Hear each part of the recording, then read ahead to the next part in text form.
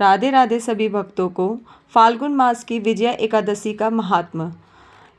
भगवान श्री राम ने रावण पर विजय प्राप्त की कामना से फाल्गुन मास के कृष्ण पक्ष की एकादशी का व्रत किया था। सभी कार्यों में विजय और सफलता प्रदान करने वाली इस विजया एकादशी को भगवान विष्णु का पूजन किया जाता है। युधिष्ठिर ने पूछा, वासुदेव, फाल्गुन के कृष्ण पक्ष में जो एकादशी होती है, कृपया उसके पुण्य का वर्णन कीजिए। श्री कृष्ण भगवान बोले, फाल्गुन माह के कृष्ण पक्ष की एकादशी का नाम विजया है। उसके व्रत के प्रभाव से मनुष्य को विजय मिलती है। इस विजय एकादशी के महात्म्य के श्रवण व पठन से समस्त पाप नष्ट हो जाते हैं।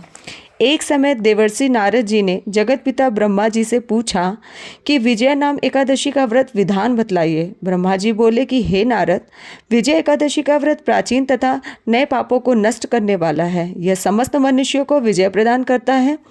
त्रेता युग में श्री रामचंद्र जी को जब 14 वर्ष के लिए वनवास हो गया, तब वह श्री लक्ष्मण जी तथा जानकी जी सहित पंचवटी में निवास करने लगे। इस जगह रावण ने श्री सीता जी का हरण किया। इस दुखद समाचार से श्री राम जी अत्यंत व्याकुल हुए और सीता जी की खोज में चल दिए। कुछ आगे चलकर इनका सुग्रीव के साथ मृत्यता हो गई और बाली का वध किया। श्री हनुमान जी ने लंका में जाकर सीता जी का पता लगाया। वहां से लौटकर हनुमान जी श्री रामचंद्र जी के पास आए और सब वृत्तांत कहा। श्री रामचंद्र जी ने सुग्रीव की संपत्ति लेकर वानरों भालुओं की सेना सहित लंका को प्रस्थान किया। जब श्री रामचंद्र जी समुद्र के किनारे पहुंच गए, तब उन्होंने अति विशाल समुद्र को देखकर श्री लक्ष्मण जी से कहा, हे लक्ष्मण, समुद्र को हम किस प्रकार पार करेंगे? श्री लक्ष्मण जी बोले कि हे श्री राम जी, यहाँ से करीब आधा योजन की दूरी पर कुमारी द्वीप पर वकदालम नाम के मुनि रहते हैं। आप उनके पास जाकर इसका उपाय पूछिए। लक्ष्मण जी के वचनों को सुनकर श्री रामचंद्र जी ने वकदालम्भ ऋषि के पास गए और उनको प्रणाम करके बैठ गए।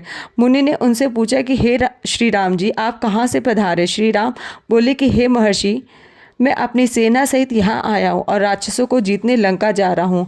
आप कृपा कर समुद्र पार करने का कोई उपाय बतलाइए। वकदालम्भ ऋषि बोले, हे श्री राम जी, मैं आपको एक उत्तम व्रत बतलाता हूँ। फाल्गुन माह के कृष्ण पक्ष की विजय एकादशी का व्रत करने से तुम समुद्र से अवश्य ही पार होगे और तुम्हारी विजय होगी। हे श्री राम जी, इस व्रत की विधि इस प्रकार है।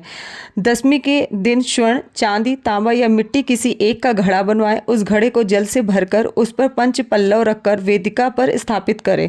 घड़े के नीचे सतनजा 7 अनाज मिले हुए और ऊपर जौ रखें। उस पर श्री नारायण भगवान की प्रतिमा स्थापित करें। एकादशी के दिन स्नान आदि नित्य कर्मों से निवृत्त होकर धूप दीप नैवेद्य नारियल आदि से भगवान की पूजा करें।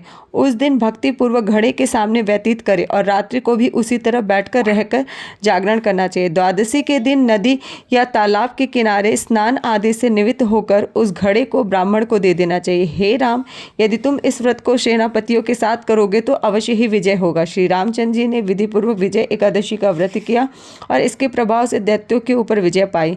हे राजन, जो मनुष्य इस व्रत को विधि पूर्वक करेगा उसकी दोनों लोक में विजय होगी। श्री ब्रह्मा जी ने नारद जी से कहा था कि हे पुत्र, जो इस व्रत का महात्म्य सुनता है उसको वाजपेयी यज्ञ के फल की प्राप्ति होती है। भगवान श्री कृष्ण कहते हैं, युधिष्ठिर, इस प्रकार विजय एकादशी का व्रत करना चाहिए। जय जय श्री राधे।